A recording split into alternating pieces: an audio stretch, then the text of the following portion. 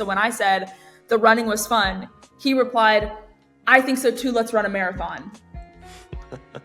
Which was not exactly where I was going with that conversation. I wasn't really thinking distance. I was like, oh my gosh, maybe I start, running from time to time. He said we should run the Honolulu Marathon. It took me about a week to think about it. I went on one run here in LA where this was maybe not my smartest idea, but as someone who had no knowledge of running, I was like, I'm just going to run for as long as I can until my body gives out and see how far I go. And I ran 8 miles. And I was like, okay, I could run, that's only that 4 times. I could run a marathon 3 times. This is going to be easy. So I started training by just going on runs. I said yes to going with my brother. We both signed up for the Honolulu Marathon.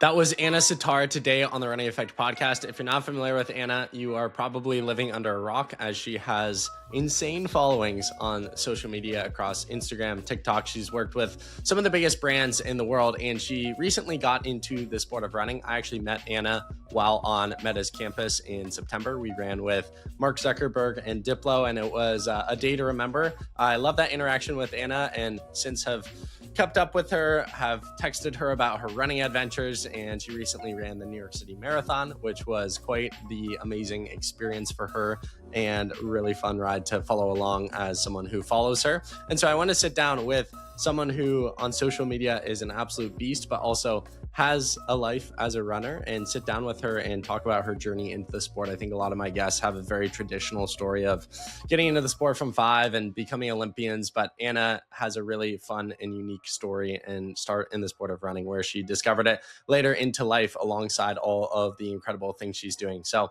if you work a 9 to 5, or if you're older and question whether you should get into running, or if you're one of Anna followers listening, I highly recommend you give this conversation a try and listen to the life wisdom from Anna, as well as what running has done for her life. If you enjoy this conversation, give us a 5-star review. It takes next to no time to do so. Hit the follow button so you don't miss more conversations like this in the future, and share today's podcast with a friend. That is the easiest way in which this podcast can grow, and hopefully through that have deeper impact. I hope you guys are doing amazing. I'm not entirely sure when this conversation is going to drop, so if Christmas happened, happy Christmas, Merry Christmas. If it's about to happen, Merry Christmas. I hope you guys are all surrounded by loved ones, and I wish you all the best. Without further ado, enjoy this conversation with the one and only Anna Sitar.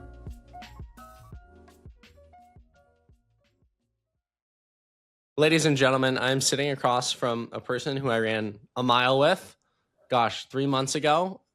She's the distinguished guest of the year.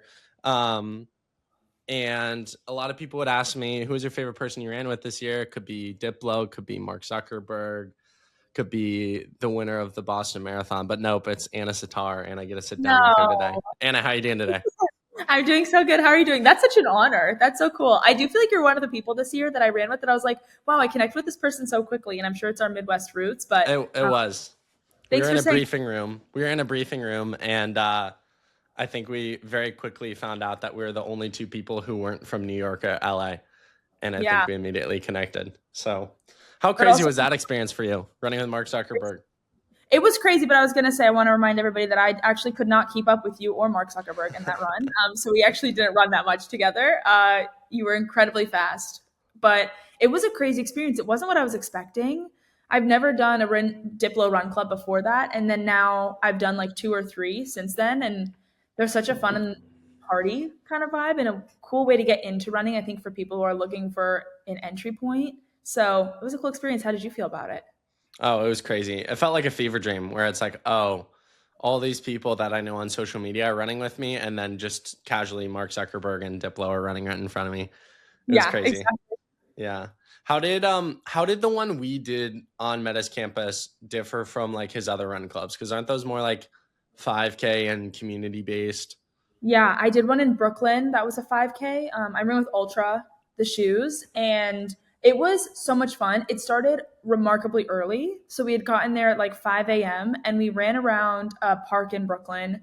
And I was, firstly, I don't know if I was shocked that so many people came, but I feel like when I've seen Diplo Run Club online, I didn't expect that many people. I think there was thousands of people. It could have been a full blown 5K race for the size of it. And it was beautiful. It was in New York. We went to the park. There were people cheering.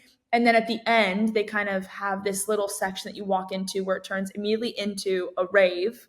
And they have a bunch of vendors and different brands and people who are kind of all over the whole field and offer you different experiences or opportunities. Like Ultra was doing foot massages, and there was like different like music places or fueling. So it was awesome. And then Diplo DJ'd and played bangers, and everyone just danced around after their 5K.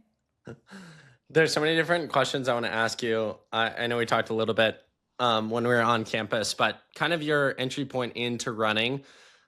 I feel like a lot of people who follow you on social media know you for different things. So I guess my first question, like, what is the difference for you between like your TikTok audience and your Instagram audience? And what's the biggest thing you feel like people know you for? Oh, that's such a good question. I feel like Instagram to me always, just as a platform, has felt a lot more curated. And TikTok to me always felt a little bit more like my behind the scenes or like more quiet side of my life, just things that are more Anna's random thoughts that you can find on the internet that maybe should or shouldn't be there. So that's more of like my TikTok vibe. It feels very undone, and I like that about it. I think for my audience, they don't differ much. I think a lot of people came to my Instagram from TikTok, in all honesty. And my Instagram, because it's more curated, I feel like I get to be a bit more aesthetic in a way. And to me, that creativity is more of like that creative director art form versus TikTok feels more like my community and the people that I connect with. And for me, I feel like what I'm most known for, I feel like I've gone through different eras. Like I feel like when we think about like something like Taylor Swift eras, I feel like I have eras in my own smaller, much smaller scale. But I went through a long time where I was doing a lot of like long distance relationship advice and just relationship goals as a whole. I would do this series that people like refer to as like an I don't want it series, where it's like if my husband doesn't do XYZ while I'm the cute mom that does one, two, three, then I don't want it. And that was a series that I think like jump started my career. But I think most people know me for going to Starbucks during COVID and being pretty close friends with my baristas and trying crazy, unique drinks, like a drink that tastes like weather or something you would give to someone you love, or a drink to celebrate something. I think that that's like at my core where most people know me from. I love it. I love it. Learning all sorts of new things today. And I want this conversation to be something that people can click on and get to know you in a deep way. So I Yeah. love that. Another thing I'm really curious to ask you about is that Midwest connection we talked about at the beginning of the conversation. You went to Western Michigan. You studied mechanical engineering, if I have that right. And that is probably not the path that I think a lot of people would think someone in your position would take. And I Totally. think, again, like, we go to these events and it's New York and LA. Everyone's from those two places, occasionally Nashville, occasionally Austin. You know, you get some random locations, but it's almost always those two.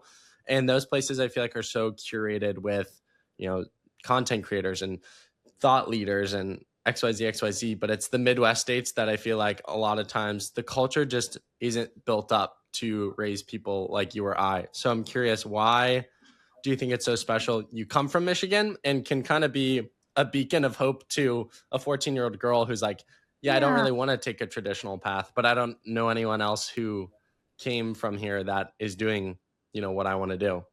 Yeah, I think even in the moment of me taking, I feel like I have a friend who describes this thing as a why moment, not why, like the question, but more like the shape, where it's almost like you're fork in the road in the moment where you have to make a decision that completely alters and changes your life. And for a lot of, I feel like leading up to going to college, I kind of had like that predetermined cookie cutter recipe of like, and I think it's what a lot of people in our generation are told. Like, you're going to go to school and then you're going to go to college and then you're going to do something that you like, that makes you money, that is stable and responsible. And then you're going to work in that field and then you're going to get married, you're going to have kids. You're going to make a decision if you keep working or if you settle down. And then your life continues on. And like whatever unlocks that next era, like this is now the path that's been kind of made for you. And I think that path at the moment of me going to school always was exciting because it always felt like there was something new to be looking forward to. But kind of around my last year of college, I was really like wrestling with this idea that I wasn't sure if I was in the career that I was intended to be. And whether that was like the universe putting that voice in my head or a higher power, I think I just knew that I like was destined to try something more and had the opportunity to apply in my senior year of college to go back to school. Now, what altered and was my true why moment was that I chose to go back to school for film and television production. So even though I had been studying mechanical engineering, I had a focus in biomed. I was working at a med tech company. My dream was to kind of be in the spaces of like OR and helping people and like making a difference. I just had this like passion since I was a kid of making videos and like telling stories and making people feel good and making people laugh and making them feel seen and understood. And so for me, getting the chance to go to grad school, I think initially felt like a chance to maybe elongate that forced, like when you find your job and you move forward. It gave me a chance to almost still discover myself for a couple more years, but also pursue something that I had no knowledge in, but a lot of passion in. And so, yeah, I think taking that risk and coming from the Midwest, the thing that I have from the Midwest is truly, it's like this funny thing of just like morals and remembering where you're from, I think has a lot of value when you move to a bigger city. I think it helps you identify people really easily and be able to connect with them on a deeper level, the same way that we did when I met you and you're like, oh, I'm from the Midwest too. It made it so easy to feel like, okay, so this is someone who has seen the world in the way that I have. Because a lot of my friends who grew up here in LA could not, I grew up on 10 acres of land in the middle of the countryside with cornfields on all four sides. So most people would not imagine that when like even where I live now is like pretty grid structure roads and a lot of traffic and like fancy cars and palm trees. So I feel like that is something that I would have never been normalized to in the Midwest. And I just hope that in my journey, the less that people learn is to take a risk on themselves and that life is kind of long if you want it to be. Like you have the opportunity at any point to be all the things that you dream of being, and nothing has to hinder you from taking that next step or completely pivoting the life that you're choosing to go with. What would you say was the moment where you realized, you could live a life? Well, let me ask you this first. What's your take on like what people reference you as? Are you referenced as like influencer, content creator, and what are the terms you get like I amused by feel / annoyed by? Oh, I prefer content creator in my own world. I think because there's like a weird stigma to the word influencer. I also don't see myself. The only influence I want to have is positivity on people's lives. I don't really want to sell you on anything. Like I don't really post like similarly, I follow influencers that I love because they like have an impression on my style and like the way that I want to like dress. I think that for me, like I want to be a form of entertainment that encourages you to also be living, if that makes sense. Totally. So I think like in my world, that's my dream way to be referenced, but I will take it all. I think it all goes in. I had someone refer to me as a TikToker recently, which I don't know why that always feels embarrassing, even though it's not. But do you know what I mean? Like if someone Yeah, like, oh, totally. oh yeah, he's a Well, because TikToker. there's so much more Oh, than that. Yeah, and it makes it sound like you're just doing dances all day, every day. 100%. And I think that Yeah. that's where I'm like, oh, that's maybe not my favorite reference point. But that's okay. Honestly, it's a part of, I always say it's like a part of my mosaic that creates me as an individual. So there's no part that I actually don't like. So when people come up to you on the street or like you meet someone in an elevator for the first time or in line at a restaurant, they say, "Oh, what do you do?" What do you Yeah. normally reply with? And do you ever not tell people just because you're like, I kind of just want this privacy and space to myself? I like love to meet. Like I truly think the reason that like my career worked in social media and something that I didn't have access to in any of the other careers that I did beforehand was the fact that I love to meet people and love to like visit with them and connect with them. In engineering, you have like your set group of people and you explore outside of it to collaborate or to like pass on information, but never to truly get to know people. And in film and TV, it felt like kind of the first space where I was like, okay, now we're hearing each other's stories. Now in this career, like I feel like part of my job is getting the chance to meet people. So I am a yapper on airplanes. And normally when I meet people on airplanes, I want to know about them. I don't want to tell them about me. So I will avoid at all costs telling them what I do for work. But usually I go down a route of being like, I'm in marketing or I'm in entertainment. Mm. That's like, if I'm on an airplane somewhere and the person next to me is like, so what do you do for work? I'm like, oh, I work in entertainment. What about you? Do people normally ask further questions like, "Oh, movies, TV"? Sometimes I think like entertainment thing, be like, oh, do you work for a company? I'm like, no, just like I'm independent. I'm like a contractor. I'm like, Staying mysterious.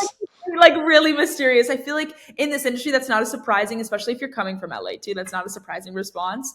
So I usually leave it open ended because sometimes people get weird about being online. Like people get weird about meeting people online and people who have a following. There have been times for sure where they're like, "Wait, I'd love to connect with you deeper. Like, can I have your social media?" And when I say yes and then we exchange, they're like, "Oh, this is not what I expected you." Like that will normally Sure. catch me off guard, but yeah, I think like in those moments too, I feel like even when I'm meeting like whether it's a stranger or it's a friend in public and a friend is like so I feel like my followers or like fans don't in my brain exist because they know so much about me that I feel like I'm already friends with them. So like my Hmm. number one goal when I meet someone who knows me online is to know about them. Like I want to know like where are you from? What do you do for work? Like what brings you joy? Like all of those things because I've spent so much of my time putting up like versions of myself that other people have access to that I want to know the other versions that are on the mirror of the phone, you know? So, um, yeah, I feel like when I meet people like and they have the chance to like kind of connect, my number one goal is to learn about them. So I normally will like try to ask the questions more than answer them. What was the point where you felt like you made it and you felt like, oh wow, this desire of mine to like Oh. spread positivity and make little movies and all of that actually is kind of coming to fruition? I think I like kind of had the benefit of blowing up during COVID and I was living at home with my mom and dad. And I will never forget my mom was freaking out. She was very scared because obviously at this moment in time, I was like 23, 24.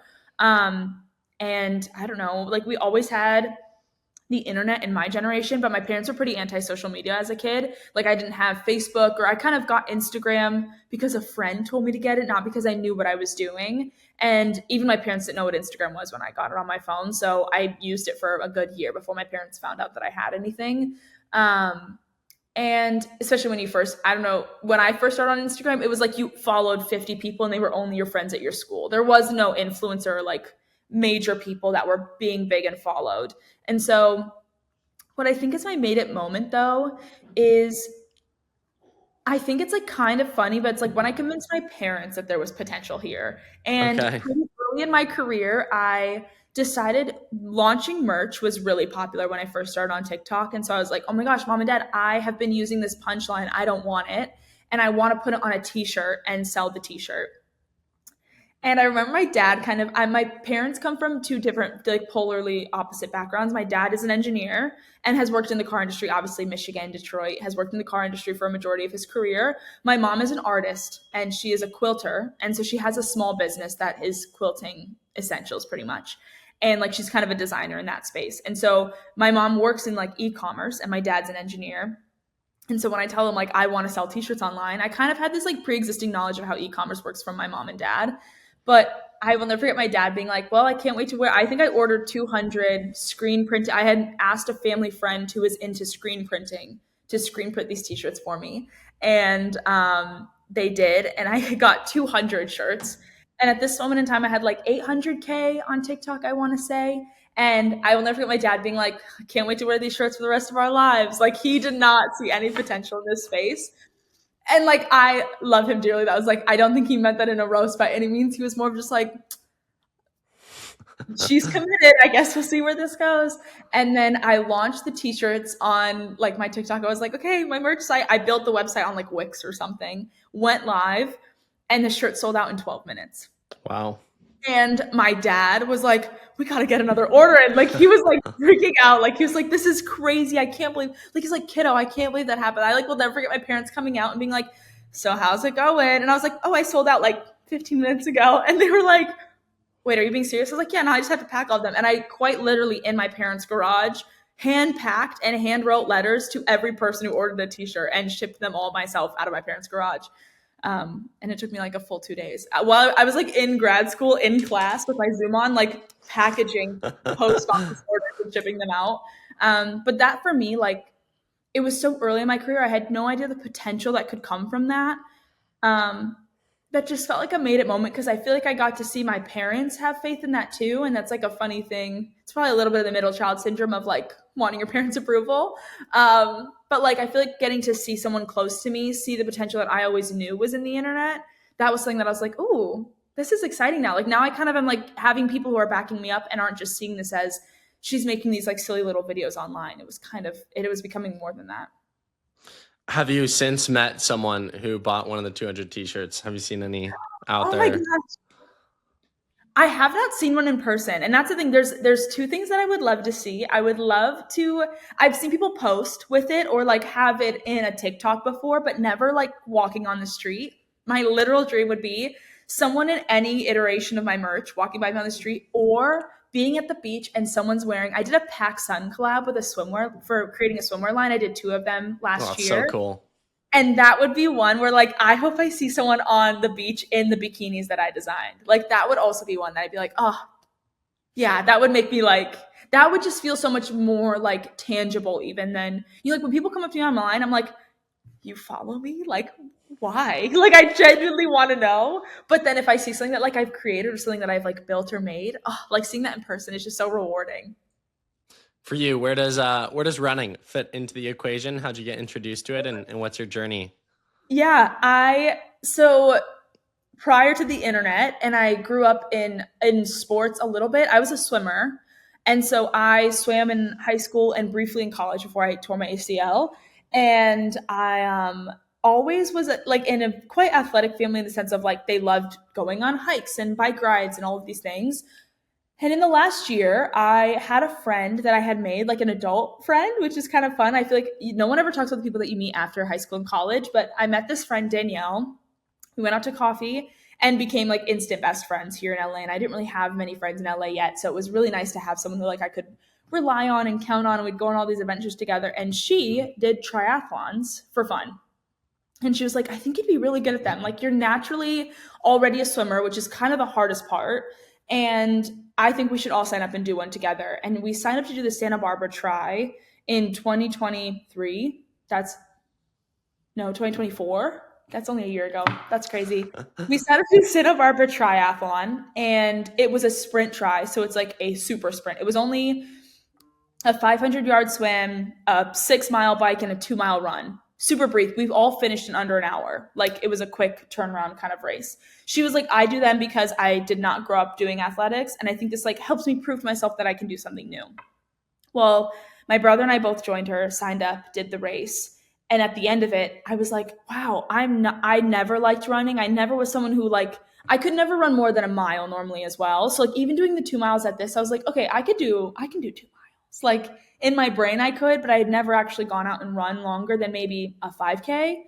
Um, the running was my favorite part of the triathlon. And I was like, that's so weird. And coincidentally, at this time, my brother was also going through a breakup and he was like deep in his adrenaline rush era, like got a motorcycle and a license and like was trying to do some wild things. So when I said the running was fun, he replied, I think so too. Let's run a marathon, which was not exactly where I was going with that conversation. I like wasn't really thinking distance. I was like, oh my gosh, maybe I start, running from time to time. But he said we should run the Honolulu Marathon. It took me about a week to think about it. I went on one run here in LA where this was maybe not my smartest idea, but as someone who had no knowledge of running, I was like, I'm just going to run for as long as I can until my body gives out and see how far I go. And I ran like 8 miles. And I was like, okay, I could that's only that 4 times. I could run a marathon 3 times. This is going to be easy. So I started training by just going on runs. I said yes to going with my brother. We both signed up for the Honolulu Marathon. I start going on jogs throughout the week. I'm just like doing anywhere from like 3 to 5 miles to 6 miles. Like then one day he's like, we should try to run a half marathon. I was in Michigan. He was in LA. And he was like, I'm going to run a half marathon today. You have to run it today too. We weren't training like together all the time. But on that day, we were like, let's do this long run together. We both went out and ran the half marathon distance kind of on a whim once again. Like at this point, we're just running enough that we're trying to decide what we think would be the training and how that would look. And then before you knew it, it was time. We did this in a span of like 12 weeks, I would say, like right around like 10 to 12 weeks. Yeah, it was like it felt like couch to marathon for me, but we ended up running Honolulu and we finished it, which was like the only goal. Like that's where I thought this story was going to end, is like I finished a marathon, I'm done. And then about a week later, I was like, I kind of want to start running again. Like I'm ready to go. And I had an offer to go run London. And so I started training again and I ran the London Marathon. I shaved 30 minutes off my time. I trained with the app Runna, like the online app that kind of like generates you a workout plan based off like how much you want to run. And that made such a difference for me. And like knowing how to even weightlift with running in mind and how to train a little bit safer to avoid injury. And then after I ran London, I was like, okay, my next dream is to do New York. And I coincidentally, like it all just kind of flowed. Like I was like, I would love to run New York. And then I got an offer to run New York. And I was like, I'm in. Great, let's do it. And so I've officially done 3 marathons, which is crazy. And then next year I'm going to be adventuring. All during this time, I did triathlons as well. That's like kind of where I think my true like little love is. But yeah, I'm going to be going into the Ironmans next year is like the big scary thing that I'm signing up for. So yeah. Crazy, crazy. Moving up in the world. Iron No, Man, I can't fathom. I cannot you fathom doing could an do an Iron Man. Ironman. I'm I sure I think could. I just swimming is the one activity where I'm like, I won't drown if you throw me in the ocean, but my deepest, darkest fear is that I'm gonna drown in the ocean. no, Like, that's so fair. Also, yeah. as a swimmer, that's also my fear, which I think is kind of funny. Like, I'm scared of currents. So, like, open water swimming is not my favorite. Like, I'm pretty freaked out when I'm out there. I'm also like, in LA, you're not getting the benefit of being like in Florida, you can see down. And like when you're in like Hawaii, I did an Olympic length try in Hawaii in between, actually, like a couple weeks before the London Marathon. And during that race, I loved it because we swam in this like open water harbor where it's like there were sea turtles going underneath us and like you could see schools of fish and it was so like magical that you weren't even thinking about the swim. It was great. But no, I feel the same way. We're like I'm a swimmer and I'm afraid of the water. Yeah, yeah. I'll beat it. I'm sure one of these days or years. But I also just I love running too much to like wanna because then it just gets like, what bike do I buy? Like Yeah. I have to buy the full like speedo like swimsuit, and it just gets so Yeah. technical. I'm sure I'll do one day just to say I did it, but I feel like running is the secret sauce to life. I love running. So that first marathon, was it harder or easier than you were expecting it to be? I feel like it was easier for longer than I was expecting it to be. Like I thought I would have like for sure been in pain by the half marathon. Having no knowledge of how marathons work, I didn't everyone's like, "Oh, you're going to get into this like dark cave that you can't come out of." And when people describe that, I feel like I was like, "Oh my gosh, like I'm scared. Like when does that hit? When is that going to hit me?"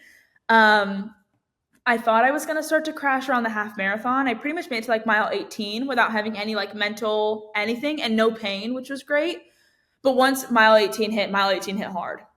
She like took no prisoners. You know what I mean? Like it was crazy. So that for me was the hardest part. I started like that's when I got like the knee pain and the like quad cramp for a good 5 miles, and my feet started hurting, and I lost a toenail somewhere. Like that was all of that. And so I think coming over that though, and like nothing compares though. I don't know what happens in your body when you see that sign that's like in your last mile or like 800 yards to go or whatever you're going to get when you're getting to the end of the marathon. Something like clicks in your body, and I forgot all the pain that existed. But I did turn my brother after Honolulu, and I was like, I'm never doing that again. Um, but then I had like a tough London experience. But then for New York City Marathon, it was the best marathon I've ever run in my life. Like it was so much fun. It was surprisingly, I ran it the fastest. It was the easiest marathon I've done was New York. So I think like if I ranked them, London to me actually felt the hardest, and then it went London, Honolulu, and then New York. From a community social media perspective, I think a lot of creators are like scared to pivot and start posting Yeah. about something that their audience isn't used to. Were you at all worried as you were starting to undertake some of these crazy endurance feats, sharing them with your audience, or were they Yeah. pretty receptive from the get-go? I think that that's like a constant like nervousness about being on the internet is this idea that you are gonna like I think naturally we ebb and flow as individuals. I mean, like I've been online for 5 years now, so the me that was 24 is nowhere near the me that's 28 now. I didn't really have any nervousness about posting because I think like a big theme of my channel is me and that you can do anything. Like those are like two pillars of my channel is like you can do hard things, and also like whatever brings you joy in your life is something that you should pursue. And so that kind of fits seamlessly into the fact that like because running brought me joy and because finding like adult athletics brought me joy and endurance sports brought me joy, it felt really organic to get to share that with people. The thing that I think I feel the most maybe imposter syndrome, or like for lack of a better word, like insecure about, is the fact that I'm not the most knowledgeable person to be talking about athletics. You know, like I'm learning as I go, and so being someone who is a teacher in this space doesn't feel as fitting for me as someone who's sharing a journey of understanding it on my own. And so I think that that's like the area where, as creators, we sometimes don't know where we fit into a space. And sometimes we think like the only way, for example, the idea of like influencer versus content creator is similar to this journey, I think. Are you someone who like sets a trend, or are you someone who like entertains? And I think for me, like I'm for sure someone who maybe creatively can set a trend, but I also think that like my biggest joy is connectivity and entertainment. So that's like kind of makes, because I know my place, especially in like kind of in this space, and it's encouragement, that makes it easier than being a teacher. From the brand perspective, what have you noticed of like the differences in brands you've worked with, running space, versus like the other things you do, the other avenues you've pursued? Because I only Yeah, know the running space really. only the So running. That's so fair. I definitely think this is funny because we just had like my year of end review meeting where we talk about all the brands that I worked with. And funny enough, running added, I think I might have these numbers wrong, so I can send them to you again if I do. I think 12% of my brand partnerships ended up actually stemming from running, which is obviously like a 10% difference from last year where I didn't have any of that. My other partnerships are more in that like lifestyle beauty technology space, and I think that that just is organically part of me as a creator. Obviously technology fits in like not only engineering but even like work, like I worked with like Windows and Microsoft Surface Pro, and like that's a object that I use all the time. I love a tablet, I love taking notes on it, I love writing, I love coloring, I love drawing. So all of like those spaces I think are easier to connect with because they have a wider audience. Running doesn't touch everyone just yet. I think it will. I think fitness will at some point. I think we're already in the boom of running. And I think you can see that on social media with how many people are getting into triathlons and Ironmans and marathons and ultras. And like, there's so much potential. Even like High Rocks is getting huge right now. I feel like every other video that I'm getting on my page that's recommended is a High Rocks. And I'm like, do I do this? Um, but with that being said, I think like running is a big part of the market in a sense because it's growing, but it isn't like one of those major pillar brands. Like I think some of the other ones, like a Microsoft or even a Spotify, or I'm trying to think who else. Like one of my favorite brands I work with is T-Mobile, which is funny because it's a phone service. So it's kind of like, how do you sell a product that's a phone service? But truly, it's like the product that on my phone I use every single day. And how else would I post my videos if I didn't have T-Mobile? You know? yeah, yeah, totally. What brand do you feel like you worked with for the first time that was kind of that light bulb moment of like, oh my gosh, I made it. Like this is crazy. Ooh. Okay, I there's so many. There's so many. Um in the running space or in general? In general, yeah. Okay. I think one of my like crazy, like I have two brands that I kind of go back and forth between that I think are like two of my favorite partnerships. Okay, maybe three. Number one was I worked with K18 really early. Do you know the hair mask that gals use? It's like a K18 hair No, mask I'm with probably hay. not the guy to talk to here. No, I know. I have my community is 96% women, so the girlies love it. In case you didn't know, your girlfriend will love it for Christmas. It's a great product. K18 is like a hair mask that you put in your hair in place of conditioner when you're out of the shower. Super early in them starting, they asked me to be in a commercial, and they let me co-direct the commercial. That's like one of those where I was fresh out of grad school too, with a master's in film and television production with a focus in writing and directing. Mind blowing. Like for me, that was a like, holy crap, I did it. Then I had a partnership with Spotify where they asked me, if you could do anything, what would you do? And I was like, open a coffee shop. And so we took over the Grove and gave away free coffees for a weekend at La La Land, where on the cups there was a QR code that you could scan that was a like Anna's coffee shop playlist. So I pretty much built out my own playlist, and then it got pushed as a partnership, which is crazy. And So it was, sick. I like would, of course, obviously, why wouldn't I? I went to the Grove and hung out all weekend long. Like I like had a meet and greet and like showed up and got to make people's coffees with them. And it pretty much was like a cookie crumble chocolate chip latte or something insane but delicious. And that was like one of those moments too where I was like, I can't believe I get to not only work with like Spotify but La La Land, which is like a very like happy, positive coffee shop here in LA. And not to go one more, but then obviously what I talked about earlier, the PacSun launch was one of my favorite brands too. I got to create a swimwear line with them. Initially, I did one inspired by LA, and then I doubled down and they offered me a second partnership to extend into the fall a little bit in swimwear.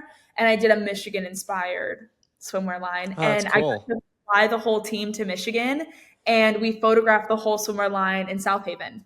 So Whoa. it was really fun to like kind of like bring it back to my roots. And it's like we have the pier in the background of all the photos. And I brought like my glam team who are all LA people. It was like kind of funny to be like, guys, this is where I grew up. And like all these people who know me in the city now got to see like a little piece of like home and a slice of my little heaven. So What was yeah, their take on Lake Michigan?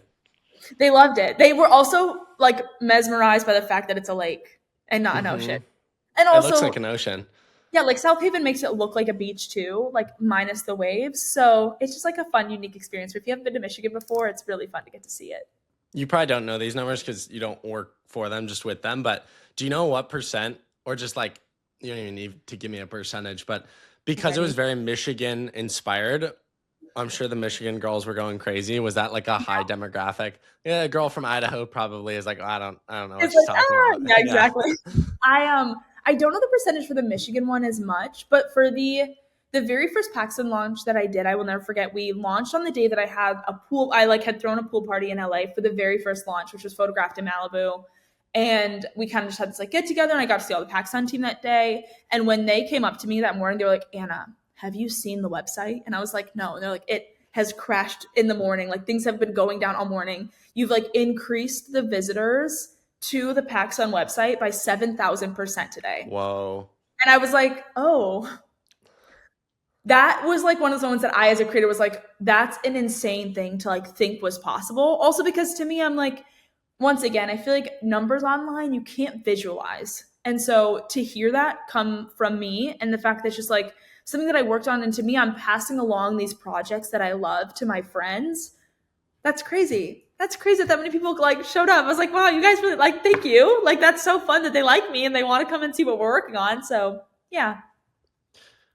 In terms of like your daily percentage of where you're putting your different time and energy, how does that, I'm just curious to get inside your brain, like your business brain, in terms of like future projects, current projects, talking with your management team about like potential partners or ideas, you yourself like posting on social media, and then specifically in these blocks of time where you're like training for an Ironman or a marathon, like how are you making all of this magic come How do together I in the day? Yeah, exactly. I don't know either. No, I feel like, okay, so for today, for example, it's almost 12 o'clock in LA, but a majority of my morning has been meetings. I have a couple other like partnership, exciting brand things that are happening, especially with the new year. So my morning was spent between meetings and then like catch up meetings with my team because sometimes when you're in a meeting with brand, you have, you look at everything that's been offered and then you have like your real talk with like everyone else. So I had a couple meetings this morning that kind of surrounded the same project that I'm working on that will come out in the fall of next year. And then also on my team, I feel like something that's been on my mind a lot is this idea of like expanding, because I feel like I love being a creator. I like the connectivity that it brings me, but I have so many other things that I'm still inspired by. One of them being, I think obviously, is like the film and television space. I would love to get into acting. I've been auditioning for the last like 3 years, which has been really fun and has been rewarding in the way that it's teaching me a lot about myself and about like that same idea of like connection and others, and it's just new ways to unlock different sides of my creativity. So I've been auditioning, but also I just finished writing my first rom-com script and I just got all my notes back, which is exciting. So we go into the second round of edits now. And with that I would say takes up my traditional media space. I would say takes up probably 10% of my day. Everything traditional. So from like acting auditions to like writing my script, that's one space.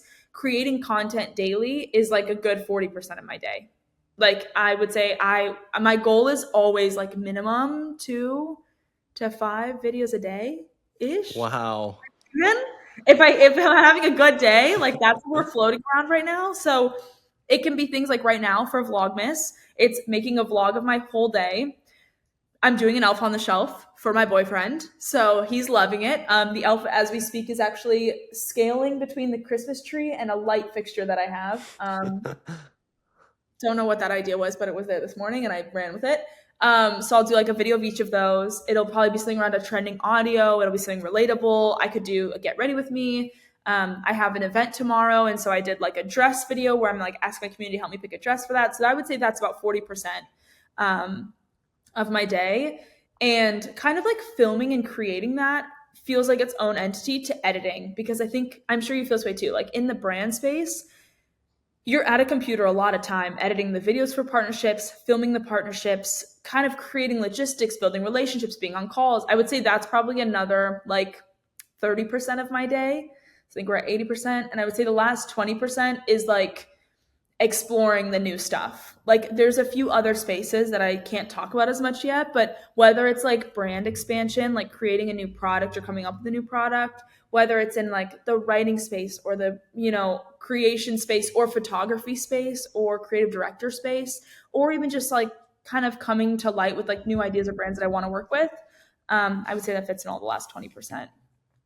Do you find it hard around the holidays to shut off? And if you don't, what does that process look like of like seeing loved ones and being with family or boyfriend or his family while also Yeah. having a whole world of things going on? Or even just, I know how people like yourself, their brain never stops. Like it's just always ideating, thinking. How do you mix those two worlds around the holidays?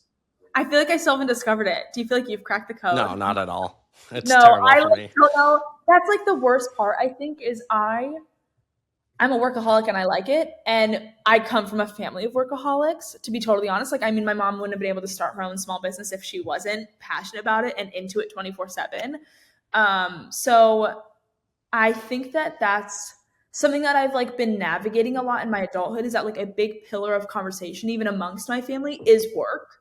And I sometimes fall back on that in my relationship with my partner, that I like initially want to talk about work. Like I just love what I do. And so it's hard to not want to brainstorm and ideate and film. I think I'm working on finding a balance. This is like not common information yet, so like insider scoop. My boyfriend and I recently is a funny way to say it because it's been a little while already, but we live together now, and I think that that's also a dynamic that becomes difficult as a creator, and maybe even like people who don't aren't only in the social media space, but even in the art space of when you create from your home, like we do, like whether that's podcasting, whether that's making content, when someone else is home or it's a shared space, how do you separate the two? Because like my boyfriend goes to work every day and then comes home, and I feel like when he comes home, it's chill time. But me, chill time doesn't exist. I like live indefinitely, and like I just had an idea and I get up and I go make it. Right. And I've done that for 5 years. So that's just something I think that balance I'm still trying to figure out. And I think sometimes I want to find balance because that's what I know is like healthy or normal. And sometimes I also just want to be creative all the time. And that's also, I think, the hard thing that I'm like coming to terms with is like, which one am I? Someone once gave me this great frameology prize in a word, framing, of like people talk about work-life balance, and he's like, there's no such thing as work-life balance. He's like, there's work-life harmony where things kind of like harmonize with each other. But he's like, there's no such thing as just like you shut one thing on, you shut one thing off. Like, and honestly, anyone who's successful isn't going to be balanced. Like, Yeah. you have to be unsustainable for a period of time to then be very sustainable. And I think that's the hard thing for people like you or me. It's like, we got to go out there and get it in this chapter of our lives and capitalize on the opportunities we have. Otherwise, we'll look back and be like, oh, shoot, like, I should have done probably that. shouldn't. Yeah, we probably should. And that's where I think a lot of people, you had a comment earlier on that stuck out to me about like, life being long if you choose to view it that way. And if you do choose to view it that way, there are so many different chapters in someone's life. And that's why I think it's important to know, like, what's the chapter you're in. Like, if you're in your 20s, I think you should work your butt off. And I think you Yeah. should, like, do everything you can to burn the candle at both ends if it makes sense for you. Yeah. Or take more risks or whatever it might look like. So then you're set up to ultimately be able to take the holidays, fully Yeah. off That's in the your thing I mansion. exactly. I like wonder that too, like that comment you made about like sustainability, like you work this way so that way you can be sustainable in the future. I still always wonder if I'll ever find a point of sustainability, because I feel like my goalposts and pillars are constantly moving. Like, and I think that that's just like maybe that's just like an antidote to like being young now, and that like I do life is long. Like maybe when I'm 40, like I'm still I'm still only 10 years away. But like when I'm 40, I'm not 30 yet, so I can't say that. But when that time comes, like maybe that's when I'll feel like, oh, I can like settle in and like feel more stability and like control maybe. But also, I think in that conversation of like, when do you take a break and when do you not? This is one other thought that I have about this is I think that's a constant conversation in my life between like me, my family, my relationship, my friends is privacy. That's the hardest thing. It's not even worth work-life balance as much as it's what can I share or what like do I have authority to share, I guess. And I think it's honestly, if anything, gotten more complicated as I've grown online because now there's elements of things that people know that, like, we have a foundation of what people know about me. These are all building blocks. And so it's like people already know a few things that we almost have to, like, you become like cautious of, like, how much do I want to build? Because the only thing to build is deeper. And so, yeah, like when I'm at my boyfriend's parents' house, I have a little more trouble posting because I'm like, it's not as easy to like share their home with the Right. internet and Yeah. like and with my partner that we have a lot of conversation about how much our relationship is a part of the online conversation. That's its own entity of privacy. He's a much more private person. I am an open book. I will tell everybody everything they want to know about me. You ask, I'll tell you. But he is not like that. So that's where I think we also have a little bit of like not perfect alignment or even harmony in like our agreement of like work and privacy, which I think is tough. Yeah. Relationships are so nuanced, and I think that's what makes them beautiful is like you know, Yeah. people are always gonna have different sides of them that clash with each other. And I feel like where true love shines through is when you can come together and be like, okay, this is my side, this is your side. What's the conclusion? Exactly. Like, how do we Yeah. make this work for the two of us? And I feel like we've kind of gotten a flow. Like we've gotten to understand some things. Obviously, as like our relationship evolves and things change, those have been the more recent conversations of like, when this happens in our life, or if there's, anything else happening in the future, like what do we tell the internet almost, which is funny. So I think it's kind of exciting though. I don't know. Like I like hard conversations. I like getting to like talk about deep things and debate that. And so getting to have someone who like also sees the world in that way and has even a differing opinion that's going to teach me something about myself or like what I really am looking for in life. It's challenging me and yeah, it's exciting. Amazing thoughts there. As we're coming up on time here, a few more questions for you. One I wanted to ask you in regards to running. Very simple, but can be deep and profound, or it can be as simple as you want it to be. More deep. Why do you run? What's the reason? Mm. I think it gives me a lot of purpose. I think it gives me a feeling in a career that doesn't have a clear goalposts and finish lines, a finish line that I've achieved something today. And it's always in moments that I'm like questioning if I'm capable of it that I like rely back on running to know that I'm like stronger than I give myself credit for. Love it. Such good words. Yeah, Gotta write thanks. some. I gotta write that down. That's a quote right there. That's a quote right Yeah, there. thanks. Off of that, what do you feel like running has provided to your life in terms of all the craziness across so many different avenues? Has it been nice to kind of have, I think a lot of people talk about this and I feel similarly, like a little bit of an escape, like you go out, it's just you, the road, your shoes, music, podcast, whatever you choose to listen to. Yeah, I would agree with you there. I think it's that and it's like this like thing of consistency. There's very few things you can take everywhere with you, but like that is something you can. Like I travel everywhere with my running shoes and I can go no matter what kind of day I've had, I can go on a run and I think that is like something that yeah, it's almost like an outlet that also is super independent. I think in the creative space too, a lot of my outlets become my job. Like I'll share my passions and skills and things like that. The one thing you really can't share is the thoughts in your brain while you're running as much, unless like you start just filming yourself the whole time. But for me, it's kind of nice to like share that I run, but not have to share everything of it. It's like just for Totally. me. Totally. What would you say to someone listening today who was like you back in the day and thought the most they could run was a mile and running was a miserable sport? Why should people take a chance on the sport of running? You should just go and run that mile and then walk a little bit and then run a little bit more. And I think like this is maybe crazy advice. The best way to know that you can do something is to put it on the calendar. I would have never run a marathon if I didn't just put it down. And then you kind of are like, I now have signed up for this and I'm going to do it. And that it's not even a question anymore. So I think if you're interested in starting something, put a 5K on the calendar, put a 10K on the calendar, put a half marathon, put that you're going to run a mile every day. Like one of our friends that we met at the Diplo Run Club had talked about this, that his goal was to just go for a run every day. And before you know, he's at like 3,000 runs. So you never know, like the goal can be completely catered toward you. But I think forcing yourself to find that like, it's not even discipline as much as it's routine. Like find your own version of a routine and stick to it. Can be related to anything we talked about today or something entirely different. Anna, what's the final piece of advice you want to leave with the listener today? Oh, just that you're capable of anything you put your mind to. I think people forget it. People need the words of encouragement right now. I think especially that they like have purpose and have meaning. And even if your impact is only on your small inner circle, like you still carry that impact and you can do anything you put your mind to. Great words. Anna, final question for the question I ask every single guest on every single podcast. I don't know why it's this question, but I felt like when I started the podcast 5 years ago, I needed like a rapid fire question. So I came up with this and it's just stuck throughout the years. If you had Gordon Ramsay coming over to your house for dinner, what would you choose to make for him? Oh my gosh. Listen, I'm like, I can't cook. What's your best attempt? Could be cereal and milk if it's that bad. I'll be honest, I feel like I make a really good oatmeal. Okay. What goes in it? A really good rolled oats oatmeal, like a little brown sugar or ice cream. You know what? I take all this back. I can slay a cup of coffee. He's getting a cup of coffee in my house. It's not really a food, but I think that we're going to rely on that. What's the method? Like French press, slow drip, or Keurig? Okay, now we're really getting into it. If it's in the morning, we only have like a drip coffee. That's the dream. And then it's also hot.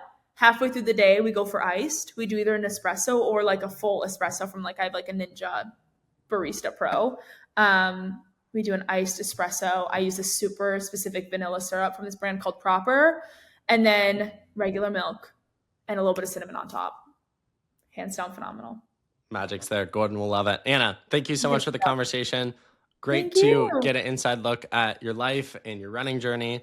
You're going to crush this Ironman next year. Let's talk after you do it. And appreciate the time and have a great holidays. And you're next. I can't wait to see your Ironman. Thank you so much. I have a good holiday.